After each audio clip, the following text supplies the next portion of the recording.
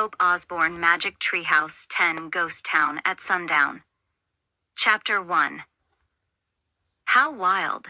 Jack and Annie were sitting on the porch of their house. Annie was gazing down the street at the Frog Creek woods. Jack was reading a book. "I have a feeling we should check the woods again," said Annie. "Why?" said Jack without looking up. "A rabbit's hopping by," said Annie. "So, we've seen rabbits before."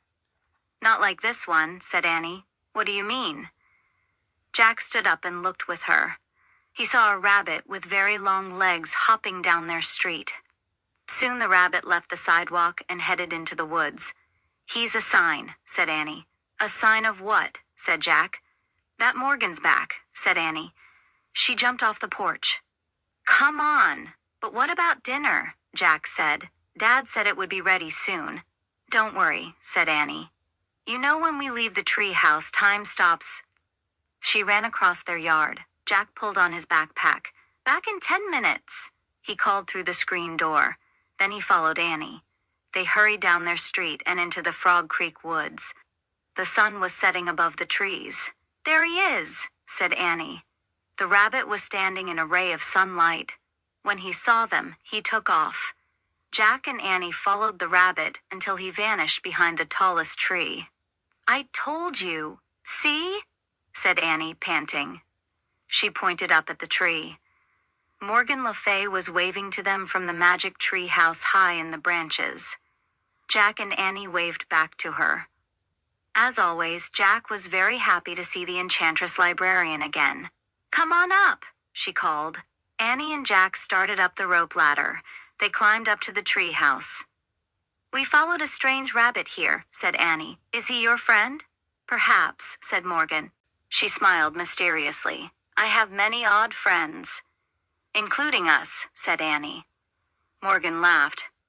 "That's right. How are you?" said Jack. "I'm still having problems with Merlin," said the enchantress, "which leaves me little time to do my real work. But soon you both will become master librarians, and that will be a big help to me." Jack smiled. He was going to be a master librarian who traveled through time and space. It was almost too good to believe. "Are you ready to solve another riddle?" asked Morgan. "Yes," said Jack and Annie together. "Good," said Morgan. "First, you'll need this for research." She pulled a book from her robe and handed it to Jack. It was the book that would help them on their journey. The title of the book was Days of the Wild West. On the cover was a picture of a western town on a prairie. "Oh, wow," said Annie. "The Wild West." Jack took a deep breath. Just how wild, he wondered. Morgan reached into the folds of her robe again and pulled out a scroll. She handed it to Annie. "Read this when the treehouse lands," she said. "Is it the riddle?" asked Jack. "Yes," said Morgan. "Then you'll only have 2 more to solve. Are you ready to go?" Jack and Annie nodded. Annie pointed to the picture on the cover of the Wild West book. "I wish we could go there," she said.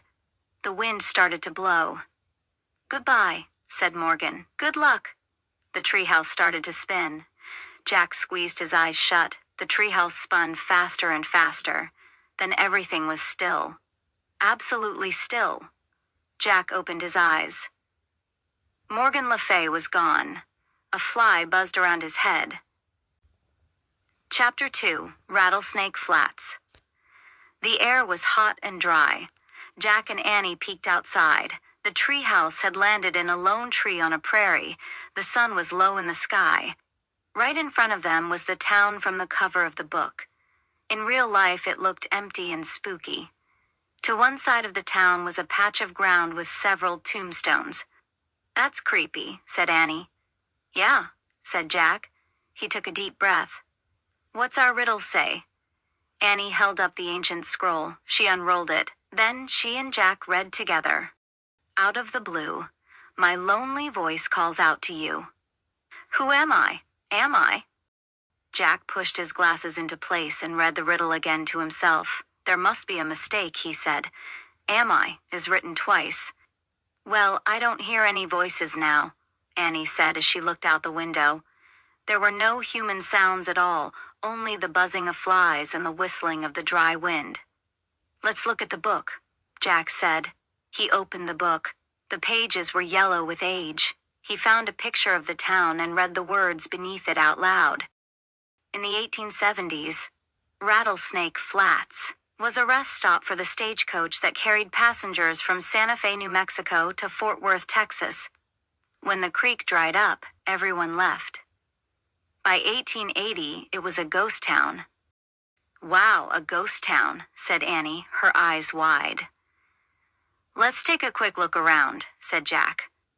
"So we can leave before dark." "Right," said Annie. "Let's hurry." She started down the rope ladder. Jack put the old book into his pack. Then he followed Annie down the ladder. They stood by the tree and looked about. Tumbleweeds blew across the dry ground. Suddenly, something jumped past them. "Yikes," they both said. But it was just a rabbit, a lone, long-legged rabbit hopping past them. "Hey, he's just like that rabbit we saw at home," said Jack. "Yeah, that rabbit must have been a sign of things to come," said Annie. The rabbit hopped across the prairie and out of sight. "I'd better take notes," said Jack. He reached into his backpack and took out his notebook and pencil. He wrote, "Rabbits with long legs." "What's that sound?" said Annie. "What sound?" asked Jack. "That rattling sound," said Annie. Jack looked up. "What?" he said. "There." Annie pointed to a rattlesnake. It was about 100 feet away. It was coiled up and rattling. Jack took one look at the snake and ran. Annie ran too. They ran past the graveyard and right into the ghost town. "I guess that's why this town is called Rattlesnake Flats," said Annie when they stopped. Jack looked around. The town was hardly big enough to call a town. There was one unpaved street and a few old buildings. It was quiet, too quiet. "Look, a store," said Annie. She pointed to a building. The faded sign said, "General Store." "Let's look inside. Maybe the answer to the riddle is in there." Jack and Annie stepped onto the porch. The wooden boards creaked loudly. The door had fallen off its hinges. They peeked inside. The air was thick with dust. Spider webs hung from the ceiling. "Maybe we shouldn't go in," said Jack. "But what if the answer's here?" said Annie. "Let's just take a quick look." Jack took a deep breath. "Okay." He and Annie tiptoed into the store. "Look," said Annie. She picked up a pair of rusty spurs. "Careful," said Jack. He poked at other stuff in the store. An old feed sack, a rusted tin cup, a faded calendar dated 1878. "Oh, wow," said Annie. She held up 2 cowboy hats. She put one on and handed the other one to Jack. "For you, it's too dusty," said Jack. "Just blow on it," said Annie. Jack blew on his hat. A cloud of dust rose up. Jack sneezed. "Just try it on," said Annie. Jack put the hat on. It nearly covered his eyes. "Boots," said Annie. She pointed to a row of cowboy boots on a shelf. "There are even some small ones, like our sizes. Here's a pair for you." She handed the boots to Jack. "They're not ours," he said. "I know, but just try them on," said Annie. Jack turned his boots upside down and shook them as hard as he could. "What are you doing?" Annie asked, pulling on another pair of boots. "Checking for scorpions," Jack said. "Ja-ack," Annie laughed. "Try them on." Jack sighed. He pulled off his sneakers. He pushed his feet into the boots. He pushed and pushed. The boots were really stiff. Finally, he got his feet inside. Then he tried to walk. "Ow," he said. "Forget it." He started to pull off the boots. "What's that?" Annie said. Jack froze. "Piano music," said Annie. "Maybe it's the voice in the riddle. Come on." Jack threw his sneakers into his backpack and hobbled after Annie. Chapter 3, Player Piano. Outside, the sad tune played on. "It's coming from there," said Annie. She crept toward a building that had a sign with the word hotel on it. Jack limped after her. Annie slowly pushed open a swinging door. They peeked inside. The fading daylight lit a piano in the corner of the room. The keys were moving up and down. But no one was there. Yikes, whispered Annie. A ghost playing the piano. Suddenly the keys were still. The air got very cold. No. No way, said Jack. There's no such thing as a ghost. We saw one in ancient Egypt, whispered Annie. Yeah, but that was ancient Egypt, said Jack. Even so, his heart raced. I'll look it up. Jack pulled out the Wild West book. He found a picture of a piano. He read aloud. Player pianos were popular in the Old West. The piano played automatically when someone pumped its floor pedals. Later, with the help of electricity, the piano played all by itself. Whew! Jack closed the book. I knew there was an answer, he said. It must be electric, and somehow it came on. I didn't know they had electricity in the Wild West, said Annie. They didn't, said Jack. He looked at Annie. Oh man, let's get out of here, he said. Jack and Annie backed out of the hotel. When they got outside, they heard another sound, horse hooves thumping against the hard ground. A cloud of dust seemed to be moving toward the town. As it got closer, Jack saw 3 riders. They were herding a small band of horses. Hide, Jack said. Where? Said Annie. Jack looked around wildly. He saw 2 barrels outside the hotel. There, he said. Jack and Annie hurried to the empty barrels. Jack climbed inside one and tried to scrunch down. His hat wouldn't fit. He jumped out of the barrel and threw his hat into the hotel. Mine, too, said Annie. Jack grabbed hers and threw it. Then he scrambled back into the barrel. Just in time. Jack heard the horses thunder into town. He peeked through a crack in the barrel and saw a blur of cowboys and horses go by. Whoa! Whoa! Whoa! Men shouted. Jack heard the horses come to a halt. They stamped and snorted. All he could see were shadows through the crack. Dust covered Jack. He had to sneeze. He pinched his nose. The creek bed must have dried up. A cowboy yelled. This town's a ghost. Yup, it gives me the shivers, said another. Let's camp over the rise. Jack really had to sneeze now. He pinched his nose tighter. But he couldn't stop the sneeze. He let out a choked achoo. What was that? Someone said. Just then a loud whinny split the air. Jack saw a beautiful horse rear up. She had no rider or saddle, just a rope around her neck. She was as red as the sunset. She had a wild black mane and a white star above her eyes. We can't keep fighting this one, boss, a cowboy yelled. Yep, she wants her colt, another said. We shouldn't have left him behind. He was too slow, a growly voice said. We'll sell her when we cross the border. That's terrible, thought Jack. He knew Annie must be upset too. He just hoped that she wouldn't jump out of her barrel. But the cowboys pulled the red horse away. The ground rang from the pounding of hooves as they galloped off. Jack and Annie stood up. They watched the riders disappear into the dust. The pounding faded away. All was quiet again, except for the lazy buzzing of flies.